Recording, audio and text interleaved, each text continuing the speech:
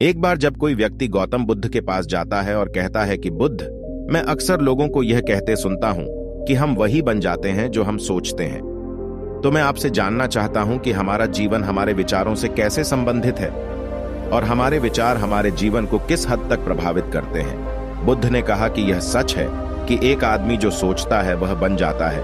कोई भी विचार जो हम अपने दिमाग में लंबे समय तक रखते हैं और उसके बारे में बार बार सोचते रहते हैं, जिनके बारे में वह लगातार एक व्यक्ति का चरित्र बन जाता है, वह भी एक व्यक्ति के विचारों से बनता है। अगर विचार अच्छे होंगे तो चरित्र भी शुद्ध होगा, और अगर विचार ही प्रदूषित होगा तो चरित्र भी बुरा होगा। यदि आप ध्यान से देखेंगे तो आप पाएंगे कि आपके जीवन का हर पहलू आपके किसी न किसी से जुड़ा हुआ है। आप आज जो कुछ भी हैं वह आपके विचारों के कारण है। आपके विचार अच्छे या बुरे हैं, वे आपके जीवन को किसी न किसी तरह से अच्छा या बुरा बना रहे हैं, और अगर उसके विचार नकारात्मक हैं तो वह अपने जीवन को गलत दिशा में ले जाएगा। इसी तरह हमारे जीवन में हमारे विचारों और कार्यों के माध्यम से कई बीज बोएं, और उस बीज का फल या तो हमें दुख या खुशी ला सकता है। अगर हमने सकारात्मक विचारों के बीज बोए तो हमें सफलता और खुशी मिलेगी, लेकिन अगर बोए गए बीज नकारात्मक विचारों के होते तो सफलता और दुख साथ साथ चलते। जिन लोगों को आप सफल और महान मानते हैं, वे यहां इस तरह नहीं पहुंचे कि अपने विचारों को नियंत्रित करके उन्होंने अपने चरित्र को इस तरह से बनाया कि और इस चरित्र के बल पर उन्होंने महानता की ऊंचाई को छुआ। आपको ऐसे लोग मिलेंगे जो आपके साथ भी ऐसा ही करेंगे। यदि आपके पास प्यार, शांति, करुणा है तो आप ऐसे ही बन जाएंगे, और आपको वही बाहर भी मिलेगा। और जो इस तरह के विचार रखता है उसे सम्मान और प्यार दोनों मिलते हैं। वास्तव में मनुष्य स्वयं अपने जीवन का निर्माता है। वह इसे बना सकता है या इसे तोड़ सकता है। मनुष्य अपने कार्यों से अपने चरित्र का निर्माण करता है, और आइडियाज बिल्ड्स, उसका समुदाय अपना भाग्य बनाता है। व्यक्ति ने कहा, लेकिन बुद्ध, मैं अपने विचारों के माध्यम से खुद को कैसे सुधार सकता हूं? बुद्ध ने कहा कि अगर आप खुद को सुधारना चाहते हैं तो सबसे पहले अपने विचारों पर ध्यान देना शुरू करें। आपको देखना होगा कि आप पूरे दिन किस बारे में सोच रहे हैं। क्या आप पूरे दिन लोगों के प्रति बुराई और नफरत रखते हैं? आपको बस इतना करना है कि आप अच्छे की ओर जा रहे हैं या नहीं। आप अच्छी तरह से समझेंगे। क्या अच्छे विचार आपके दिमाग में चलते हैं या बुरे विचार? केवल तभी आप अपने सोचने के तरीके में एक बड़ा सकारात्मक बदलाव लाने में सक्षम होंगे। आपके अंदर कभी न खत्म होने वाला खजाना है। आप नहीं जानते कि आप क्या कर सकते हैं। आप अद्भुत शक्तियों का क्या प्रकार प्राप्त कर सकते हैं। आप महान योद्धाओं और महान पीपल, इफ आप उनकी शक्तियों में विश्वास नहीं है, के बारे में सुना होगा। आपको बस यह मानना होगा कि बिना आग के धुआं नहीं होता। उनमें कुछ ऐसा जरूर रहा होगा जिसके कारण उनके बारे में इतना कुछ लिखा और कहा गया है। तो वे लोग कौन थे जिनकी दुनिया में महान योद्धाओं और आदर्शों के रूप में पूजा की जाती थी? अगर हम थोड़ा गहराई से सोचें तो वे लोग ही थे जिन्होंने अपने भीतर के अक्षय खजाने को पहचाना। वे लोग अभ्यास करते हैं और खुद को सुधारते रहते हैं, लोगों को सभी के लिए अच्छा करने में मदद करते हैं, और वे दुनिया में हरे और अमर हो जाते हैं। और अगर आप ऐसा करना चाहते हैं तो पहले आपको अपने विचारों पर ध्यान देना होगा। और दोस्तों, ध्यान विचारों पर ध्यान केंद्रित करने का सबसे अच्छा तरीका है। ध्यान क्या है, यह कैसे और कब किया जाना चाहिए? हम ध्यान के माध्यम से अपने विचारों को कैसे नियंत्रित कर सकते हैं? और पहली टिप्पणी बुद्ध ने आगे कहा, एक मानव मन एक बगीचे से तुलना की जा सकती है। जैसे एक बगीचे को साफ और सुंदर रखना, समय समय पर उसमें उगने वाले खरपतवारों को हटाना होता है, हर रोज पानी देना होता है, पौधे की देखभाल करनी होती है, उसी तरह अपने मन को सुंदर और सकारात्मक रखने के लिए हमें अपनाना होगा। इसकी देखभाल करें। नकारात्मक विचारों को इससे निरंतर दूर करना होगा और सकारात्मक विचारों को स्थान देना होगा। इसके लिए हमें भय, चिंता, घृणा और ईर्ष्या जैसी भावनाओं से स्वयं को दूर रखना होगा, और इसके लिए आपको अपने अंदर चल रहे विचारों पर लगातार ध्यान देना होगा। किसी भी व्यक्ति के अंदर उठने वाले विचार और उसका चरित्र ज्यादातर उसके आसपास के वातावरण और परिस्थितियों पर निर्भर करता है। लेकिन इसका मतलब यह नहीं है कि अगर किसी व्यक्ति की स्थिति खराब है तो उसके विचार हमेशा दोषपूर्ण रहेंगे। वह उन पर ध्यान देकर अपने विचारों को बदल सकता है, और जैसे ही उस व्यक्ति के विचार बदलेंगे, उसका चरित्र और उसके काम करने का तरीका अपने आप बदल जाएगा। इन सभी चीजों को धीरे धीरे सीखना होगा। विचारों के काम करने के तरीके को समझना होगा। आपको पहले यह स्वीकार करना होगा कि सामने वाला जो काम कर सकता है वह आप भी कर सकते हैं। आपको बस इसे बार बार अभ्यास करने की आवश्यकता है। नई चीजें सीखने की जरूरत है। जैसे जैसे आपका मन बदलता है वैसे वैसे आपकी परिस्थितियां भी बदलती जाएंगी। ये धीरे धीरे आपके चरित्र और आपके कार्यों में दिखना शुरू हो जाएगा।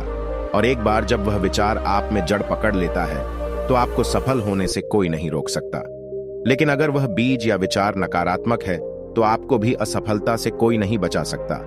इसलिए अपने विचारों के प्रति बहुत जागरूक रहने की आवश्यकता है। आप अपने आप में किस तरह के विचार डाल रहे हैं? एक बात हमेशा याद रखना, हमें वह नहीं मिलता जो हम चाहते हैं, बल्कि हमें वह मिलता है जो हम हैं, और हम अपने विचार हैं। इसलिए इच्छा करना और उस इच्छा के बारे में अच्छा सोचते रहना और उसे पूरा करने की कोशिश करना दो बिल्कुल अलग चीजें हैं। क्योंकि इच्छा तो सभी करते हैं, लेकिन उस इच्छा के बारे में लगातार सकारात्मक सोच रखते हैं और उसे पाने के लिए कड़ी मेहनत करते हैं। बहुत कम लोग ऐसा कर पाते हैं। इसलिए अगर आप अपनी परिस्थितियों को बदलना चाहते हैं तो आपको पहले खुद को बदलना होगा। लेकिन ज्यादातर लोग अपनी परिस्थितियों को बदलना चाहते हैं, लेकिन वह अपने सोचने और काम करने के तरीके को बदलना नहीं चाहता। और अगर लोग ऐसे ही रहेंगे तो उनके हालात कभी नहीं बदलेंगे। उस व्यक्ति ने कहा कि बुद्ध, हमारे विचारों का हमारे शरीर पर क्या प्रभाव पड़ता है? बुद्ध ने कहा, हमारा शरीर मन का गुलाम है। हम जो भी सोचते हैं उसका पहला असर हमारे शरीर पर ही पड़ता है। आपने देखा होगा कि जो लोग बहुत अधिक चिंता करते हैं और डरते हैं वे आसानी से बीमार पड़ जाते हैं। साथ ही जो दूसरों से ईर्ष्या करते हैं और हमेशा नकारात्मक सोचते हैं वे भी बहुत जल्द मानसिक और शारीरिक बीमारी की चपेट में आ जाते हैं। और अगर आप ऐसा सोचते हैं तो आपके साथ भी ऐसा ही होगा। इसके विपरीत हमेशा खुश रहने वाले लोग दूसरों का भला सोचते हैं, हमेशा स्वस्थ रहने की सोचते हैं, तो उनकी ऊर्जा समान हो जाती है और इस ऊर्जा का सकारात्मक प्रभाव सबसे पहले उनके शरीर पर पड़ता है। क्योंकि जिस व्यक्ति का मन शांत होता है उस व्यक्ति के शरीर के आधे रोग स्वतः ही समाप्त हो जाते हैं। हम स्वस्थ रहेंगे या बीमार, इसके अलावा हमारे आसपास के वातावरण और परिस्थितियां हमारे विचारों पर भी निर्भर करती हैं। एक कमजोर और बीमार विचार हमारे शरीर को भी कमजोर और बीमार बना देता है।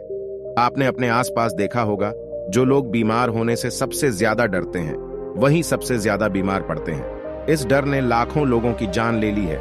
इसके विपरीत जो लोग अपने शरीर के बारे में अच्छा सोचते हैं वे खुद को स्वस्थ और मजबूत महसूस करते हैं, और जिनके विचार शुद्ध होते हैं उनका शरीर बन जाता है वैसे ही। हमारा शरीर सिर्फ एक उपकरण है और हमारा मस्तिष्क इस उपकरण को नियंत्रित कर रहा है।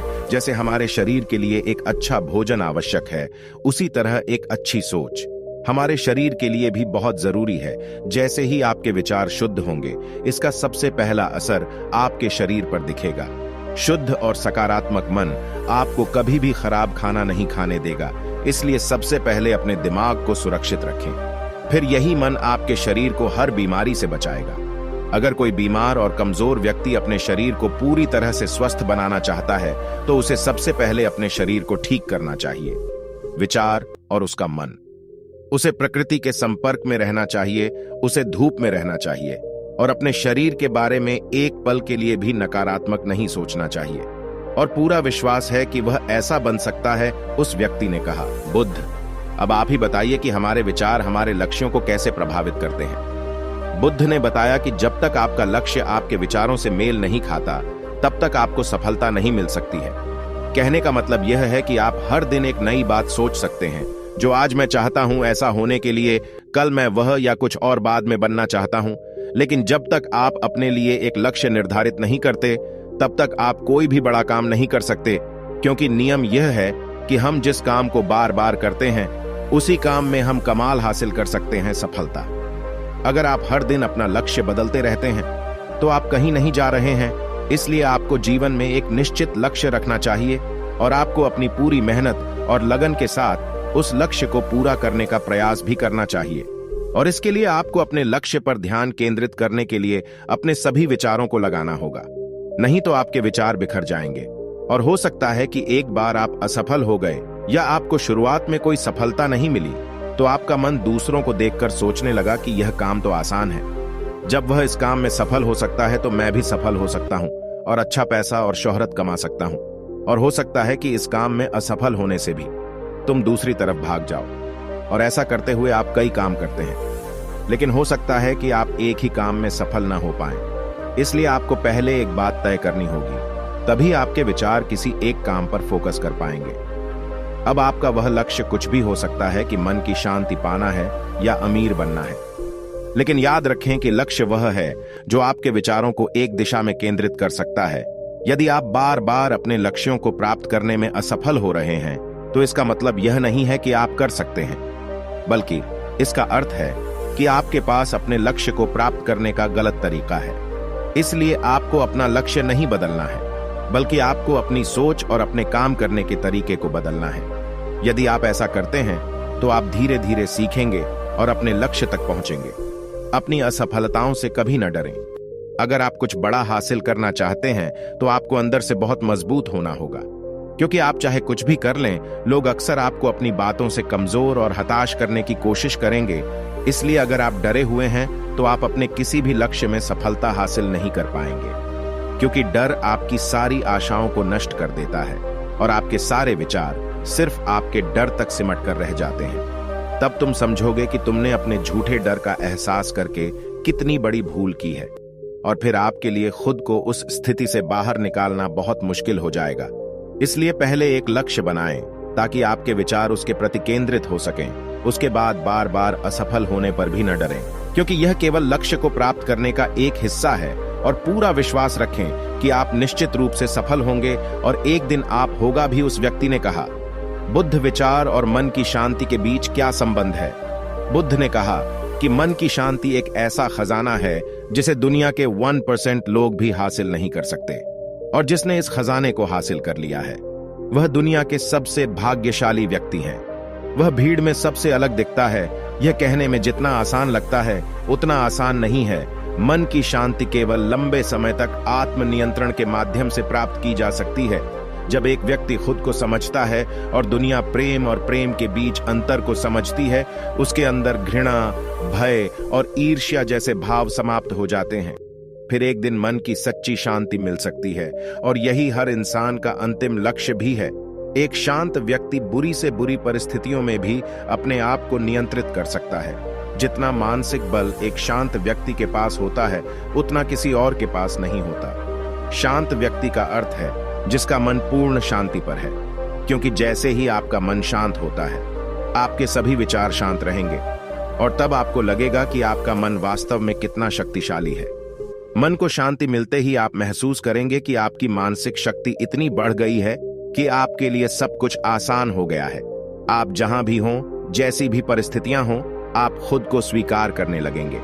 आप हमेशा खुश रहेंगे, और अगर आप इस पद को पाना चाहते हैं, तो इसकी शुरुआत आपको अपने विचारों से करनी होगी। अपने विचारों को नियंत्रित करके, और अपने विचारों पर यह नियंत्रण आप केवल ध्यान के माध्यम से ही प्राप्त कर सकते हैं। इतना कहकर बुद्ध मौन हो गए और ध्यान मग्न हो गए, और वह व्यक्ति भी उसे प्रणाम करके चला गया। दोस्तों, उम्मीद करता हूं कि आपको यह वीडियो पसंद आया होगा। धन्यवाद।